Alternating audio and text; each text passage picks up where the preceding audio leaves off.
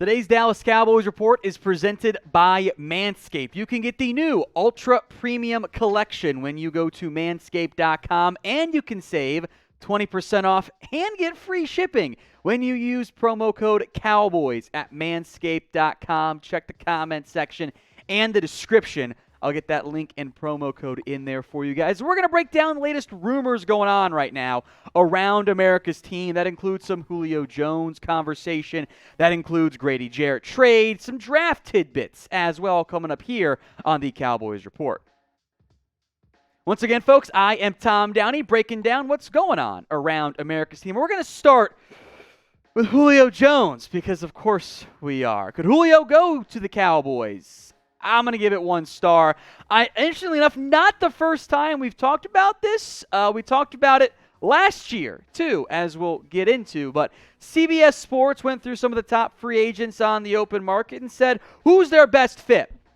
The Cowboys were their pick for Julio Jones, which I find curious and interesting as well. The market has been very quiet for Julio Jones since his release, and I would argue it is likely his best days are behind him. Now, the Cowboys are in the market for wide receiver help, and if he's cheap enough, then of course Stephen Jones would have interest. But I actually don't think the logic is great from CBS Sports.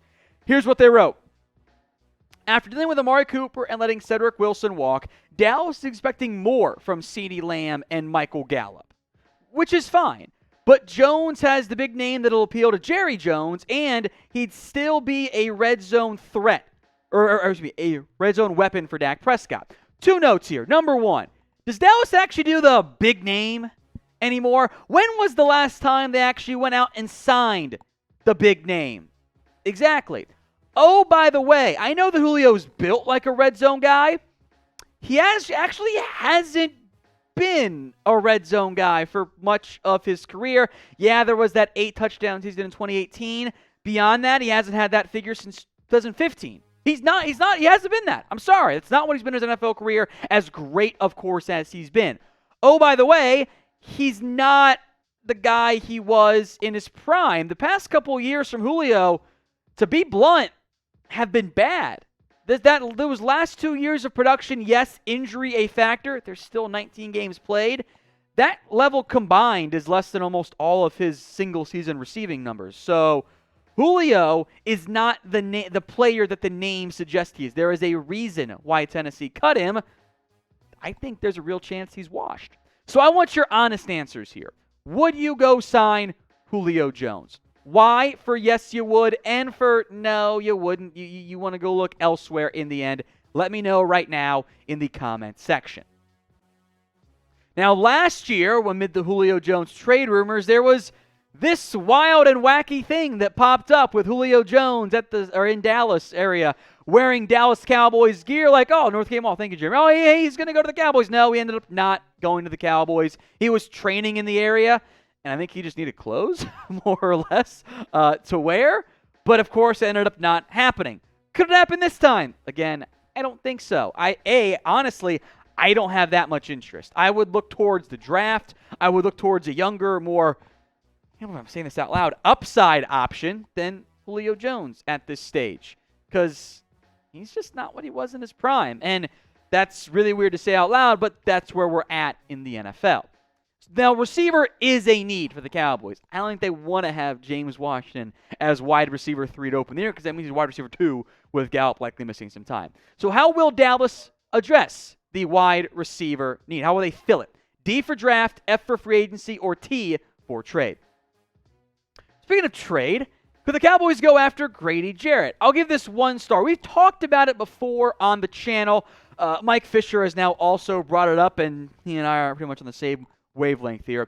Jarrett unquestionably was at his best under Dan Quinn. He was at his peak, at his prime. That was when he played his best ball. And the Falcons are in a rebuilding stage. That should make it appealing for the Cowboys to maybe the Falcons could give up Jarrett for very little. The problem here is this. It's his contract. 1 year, $16.25 million. That's all of the Cowboys cap space and then some. So adding Jarrett as his contract sits right now isn't feasible, isn't desirable, or is it sensible? Now, the production brings it down as well. You're not going to get much in a trade for Grady Jarrett, even though I think he's a much better scheme fit for Dallas and whatever the Falcons are doing on that bad defense right now. But the contract's a huge problem, right? Now, if you could restructure it, he takes a pay cut, if Falcons eat some money, or if you extend him, it becomes more feasible. I wonder if Jarrett could be a surprise cap cut candidate, though, closer to the start of the season. And I do believe that defensive tackle is a need for this team. Neville Gallimore, Oso Odighizuwa, Tristan Hill are young. There's upside still with varying levels for each player. Carlos Watkins. Prime Grady Jarrett becomes your best player on the roster. It's a question, or best defensive tackle, not best player on the roster, best defensive tackle on your roster. It's a question of, is the contract worth it? The answer is no. Is the value there if the contract gets adjusted in some capacity? Maybe. So a name to monitor, but with that contract issue, I don't think it's all that likely at this point. Now, I would not be surprised if the Cowboys made a trade via the draft or whatever. So I want you right now to head in the comments section and let me know a player who you want to trade for. Like we mentioned, today's show powered by Manscaped, just like my sex life is. Use promo code COWBOYS at manscaped.com to get 20% off and free shipping on everything, including the new Ultra Premium Collection deodorant, body spray, body wash, shampoo and conditioner. That's a 2-in-1, by the way. Lip balm as well. Use Manscaped if you want everything feeling nice and fresh for your entire body and improve your off the field, if you know what I mean. Manscaped.com. It's sex. That's what I'm talking about. Sex. Manscaped.com. Promo code Cowboys. Let's talk draft now. Alec Pierce next up here. Double entendre not intended. Pierce had a private workout for the Dallas Cowboys per Pro Football Network, which I find very intriguing as it relates to Dallas. He profiles, and really was, a vertical threat who I was very impressed by at Cincinnati. This is one of my preferred day 2 targets at wide receiver. It's a question of, okay, well, does he get to you in round 3? Is round 2 a bit of a reach, depending on how the board falls? I am higher than most people, I think, on Alec Pierce. So I want you right now, before we spend some more time on Pierce, to name a wide receiver who you guys want to draft this year. Let me know in the comments section.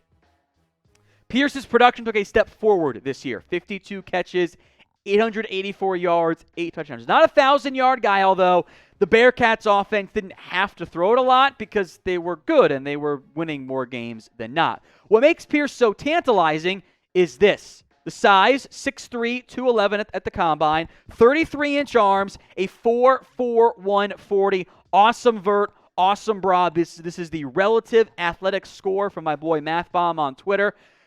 It factors in the size, the measurables that matter more for different positions. Makes it all relative, right? Because a 5'11", 180 guy running a 4.41 is very different than a 6'3", 210 guy doing it. Now, the agility's poor. That's a red flag. But the straight line speed is impressive. If you want an outside vertical threat, Pierce can be that guy. His other interests, now PFN called the Bengals one a 30 visit, but he qualifies as a local visit. I think the Dallas Day guys for the Cowboys, Cincinnati gets those too. So I'm actually going to list him as that. The Bears brought him in for a 30 visit.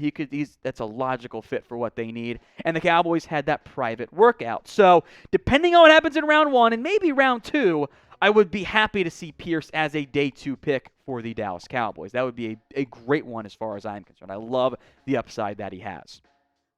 Now, we'll break down every single pick made by the Dallas Cowboys this year right here on our Cowboys Report YouTube channel. Duh, right? And if you want free videos every single day, and it's going to be like a lot of videos during draft weekend, unsurprisingly, hit that big red button and subscribe right now. In that same article by Pro Football Network, Armani Rogers also had a private workout for the Dallas Cowboys. This one is incredibly interesting because Rogers, who began his career at UNLV and then transferred to Ohio, was a dual threat quarterback in college, and he can't play QB in the NFL. He's not good. He can't throw. I'm sorry. It's like worse than Taysom Hill. But he does have great athletic ability. He is dangerous as a runner, and now is going to make the move to tight end. I don't know if he gets drafted. If he does, it's probably round 6, round 7, that mid to late day 3 range. But he has interest. He's taken 30 visits with Seattle and the Miami Dolphins. The Cowboys, Raiders, and Chargers had him for workouts. I think he qualifies, by the way, as a local guy for the Raiders, but I wasn't 100% sure that's transferred, but that's what's going on there. Tight end is a focal point for this Dallas Cowboys team. They have Dalton Schultz on a 1-year franchise tag. Sean McEwen, Jeremy Sprinkle, Ian Bunting, that's kind of it. Rogers, I could see actually being the second tight end this team drafts or maybe signs as a UDFA. I think they want to see as a position switch player how the workout went. It's probably less speed, he's a good athlete, and more, hey, how do you run routes? I know we've been burned in the past, guys like Rico Gathers, but that's a decent name to monitor in day 3 if he's on the board, if the Cowboys are still searching for tight end help. A potential developmental piece at the tight end spot after moving from QB. There is plenty of buzz on Rogers as a mid to late day 3 guy. The Cowboys working him out should not be totally ignored.